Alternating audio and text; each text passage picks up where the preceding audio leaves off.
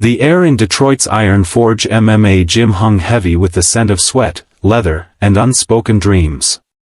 It was a place where ambition clashed with reality, where the rhythmic thump of gloves on pads and the squeak of sneakers on cracked concrete floors drowned out the city's chaos. On this humid July evening in 2025, the gym pulsed with tension, its flickering fluorescent lights casting long shadows over the ring. Fighters wrapped their hands, traded jabs, and eyed each other with quiet hunger.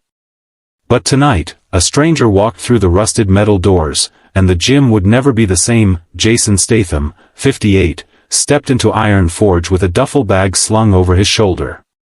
His lean frame, clad in a faded black tank top and worn fight shorts, bore the scars of a life spent fighting, not just for cameras, but for real. Raised in London's rougher corners, he'd scrapped in back alleys and boxed in amateur rings before Hollywood called. Years of training in Brazilian Jiu-Jitsu, Muay Thai, and kickboxing had honed his body into a weapon, his knuckles scarred from real punches, not staged ones. He wasn't here for fame. He'd come to Detroit to train for a role, seeking a raw, no-frills gym where he could sharpen his edge away from the spotlight. But Iron Forge was ruled by a man who thrived on tearing others down. Vince, the Bulldog Russo, the gym's head coach, stood at the center of it all, a hulking figure with a shaved head and a sneer that could curdle blood. His voice boomed over the clatter of weights, commanding respect and fear. Vince had trained champions, or so he claimed, and his two top fighters, Leon "Razor" Brooks, a heavyweight with a sledgehammer right hand, and Carlos "Viper" Mendez, a wiry welterweight known for his vicious elbows, enforced his reign. To Vince, the gym was his kingdom, and he was its undisputed king. When he spotted Jason, his eyes gleamed with malice. Well, Vince drawled, his voice cutting through the gym's din, if it ain't Jason Statham, the movie star. What's a Hollywood fake doing in my house? You here to film a fight scene with some stuntmen? Laughter rippled through the gym. Fighters paused their drills, turning to watch. In the corner, 19-year-old Malik Turner, a lanky kid with dreams of UFC glory, froze mid-jab, his eyes wide with curiosity. Beside him, Ray "Iron" Caldwell, a 49-year-old veteran with a weathered face and a career full of near misses, shook his head. "This ain't gonna be pretty, kid," Ray muttered. "Vince eats guys like him for breakfast." Jason set his bag down, his steely blue eyes locking onto Vince. His Cockney accent was low, steady, like a blade being unsheathed. "Just here to train, mate. Got a ring? I'll show you what I can do." The gym buzzed with anticipation. Malik whispered to Ray, "You think he's for real?" Ray, who'd seen too many posers come and go, shrugged. "We'll see." "Vince don't play fair." Vince's grin widened, sensing a chance to humiliate a celebrity and cement his dominance. "All right, Statham. Let's see if you can handle a real spar. Leon, get in there. Give our movie star a warm-up." Leon, 6 feet 3 inches and built like a freight train, stepped into the ring, cracking his knuckles. His shaved head gleamed under the lights, and his smirk said he expected an easy win. The bell rang, and the spar began. Leon lunged, throwing a heavy jab, thinking Jason would fold like a stuntman on cue. But Jason moved like liquid steel, slipping the punch with a boxer's grace. His footwork was surgical, his body coiled like a spring.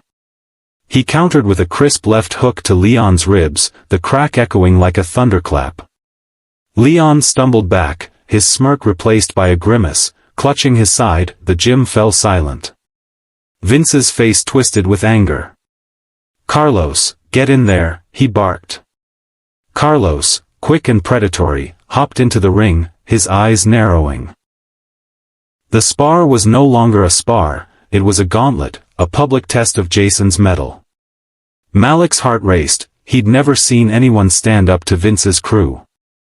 Ray, though, noticed the calm in Jason's stance, the way his scarred hand stayed loose but ready. "Kid," Ray said quietly, "this guy's been in real scraps. Watch." Leon recovered and charged again, aiming a looping overhand right at Jason's head. Jason ducked, pivoting to his left, and drove a knee into Leon's midsection, folding the heavyweight like a lawn chair. Carlos seized the moment, darting in with a flurry of punches, his elbows slashing like knives. Jason took a glancing blow to the shoulder, a thin line of blood blooming on his skin, but he didn't flinch. He caught Carlos's arm mid-strike, twisting it into an arm drag that sent the welterweight crashing face first to the mat. The crowd gasped. Malik's jaw dropped, Ray's lips twitched into a rare smile. Vince, his face red with rage, couldn't stomach the sight. "Both of you, now," he roared, stepping into the ring himself. 3-on-1. The gym's air thickened with tension, the other fighters forming a loose circle around the ring. Malik whispered, "He's done for." But Ray saw something else in Jason's eyes, a fire, a predator's focus. He'd been in worse spots than this, and he wasn't about to back down. The ambush exploded.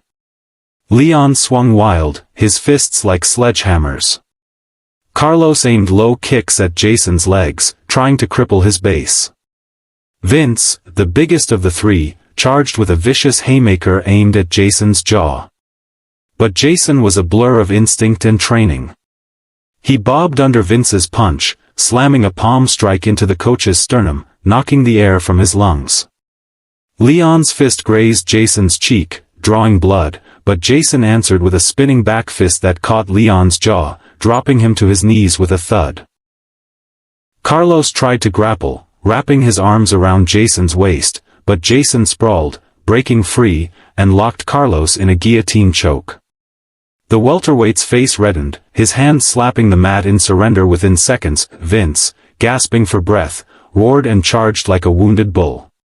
Jason sidestepped, using the coach's momentum to trip him into the ropes. Vince hit the mat hard, his pride shattered more than his body. Jason stood over him, breathing steady, his scarred knuckles red but unyielding. Blood trickled from his cheek, but his eyes were cold, unyielding.